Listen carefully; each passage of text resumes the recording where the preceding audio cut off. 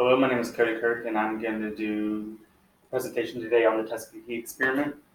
I'm not sure if you can see this in the video, but this is a picture of a flyer trying to recruit people for this experiment. It says, do you have bad blood? Free blood test, free treatment by county health department and government doctors. Come and bring your family. So what was the Tuskegee experiment? It was a study conducted by the U.S. Public Health Service as well as the Tuskegee Institute, which is an institute in Alabama that's now called the Tuskegee University. It began in 1932 and lasted for 40 years until 1972. The study involved 600 black men, 399 had syphilis, and 201 did not. Researchers told the men they were being treated for bad blood. It was a local term used to describe several ailments. None were told that they had syphilis, though. The research was intended to test whether syphilis caused cardiovascular damage more often than neurological damage, and to determine if the natural course of syphilis in black men was significantly different from that in whites. This is just a picture of penicillin, one of the drugs that was found to actually be able to cure syphilis pretty quickly and fairly easily.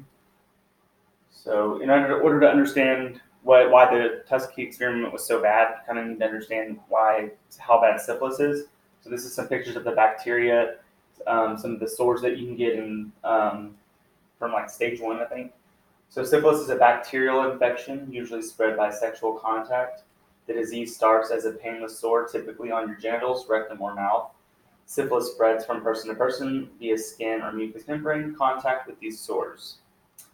And so this is a chart that shows the 4 stages of syphilis. You have primary, secondary, latent, and tertiary. Primary, painless sore at the site of inoculation, 3 to 4 weeks after exposure. Secondary, 4 to 8 weeks after appearance of the primary sore. You'll have rash anywhere in your stomach, palms, the soles of your feet. Also, systematic symptoms are common, and then late stage is anywhere from a little less than a year after the infection up to a year after it starts, and can last anywhere from 1 to 10 years and sometimes longer, 15 to 30 years even sometimes, and you're completely asymptomatic at that point. And then your tertiary stage can start anywhere 1 to 10 years after, sometimes 15 years after as well. You basically end up having some cardiovascular issues, stuff with your liver, and you can also start getting lesions throughout your body and on your brain and stuff at that point. Once you get to the brain symptoms, the neurological symptoms, it is actually, you cannot cure it anymore. It's just, you try to treat it and keep it from progressing.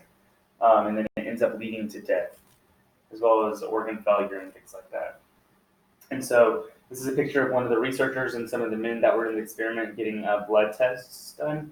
But the men were monitored by health workers, but only given placebos such as aspirin and mineral supplements, despite the fact that penicillin was found in 1947 to be the recommended treatment for syphilis. The U.S. Public Health Service researchers even convinced physicians in Macon County not to treat participants, and research was done at the Tuskegee Institute. So they actually went out to doctors, both black and white doctors, and asked them not to treat these patients and not to tell them that they had syphilis. And so in the mid-1960s, a Public Health Service venereal disease investigator, Peter Buxton, he found out about the Tuskegee study and expressed his concerns to superiors that it was unethical. He actually went to them twice, and both times they told him that the Tuskegee experiment was going to go forward and that they were not going to stop it. In response, they formed a committee to review the study, but ultimately opted to continue with it. With the goal of tracking the participants until all had died. Autopsies were performed, and the project data could be analyzed. As a result, he went to this reporter right here, Jean Heller, in July of 1972 and gave her the story, and she broke it in July of 1972, which led to public outcry. Up to that point, from the day that study was released, or that paper was released in the Associated Press, 28 participants had perished from syphilis. 100 more had passed away from related complications. At least 40 spouses had been diagnosed with syphilis, and the disease had been passed to 19 children at birth, which is called congenital syphilis. This is another one of the study participants. This is the New York Times article that came out the day after actually the original one came out in the Washington Star Post. So after this article came out, an advisory panel of 9 people was created from the fields of medicine, law, religion, labor, education, health administration, and public affairs. They wanted to look at it to see the bioethical issues, the moral issues, and all that kind of stuff. They concluded that the Tuskegee experiment was ethically unjustified. The knowledge gained was sparse when compared with the risks the study proposed for its subjects. In October of 1972, the panel advised stopping the study at once, and a month later, in November of 1972, the study was officially ended 40 years after it began. And so in 1973, a year later, Congress held hearings on the Tuskegee experiments. And the following year, the study surviving participants, along with the heirs of those who died, received a $10 million out-of-court settlement. And this is another picture of some of the experimentees. This is at a speech given by President Bill Clinton apologizing to the Tuskegee survivors for what the United States government did to them.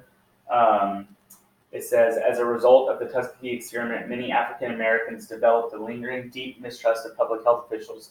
In part to foster racial healing, President Clinton issued a 1997 apology stating, the United States government did something that was wrong, deeply, profoundly, morally wrong. It is not only in remembering that shameful past that we can make amends and repair our nation, but is in remembering that past that we can build a better present and a better future. And this is one of the guys who actually survived the experiment. He was 94 years old when this was in 1997, and he has passed away since. And finally, this is just a little timeline of the Tuskegee experiment with some important dates that I thought was important just to highlight what happened. So I'll just read it off. 1932, the Tuskegee experiment initiated at the Tuskegee Institute. 1947, penicillin becomes drug of choice to treat syphilis, but is withheld from the men in the experiment. 1972, and that was July 1972, Washington Star News article detailing the experiment comes out. November of 1972, the Tuskegee experiment is officially ended, and 1974, U.S. government agrees to pay $10 million to the remaining participants and gives families of victims health care for life. And then this is just a link to the National Archives. It's a list of all 600 participants' names if you want to just go and read some of the names just to familiar yourself with them. And then my references. And that's it.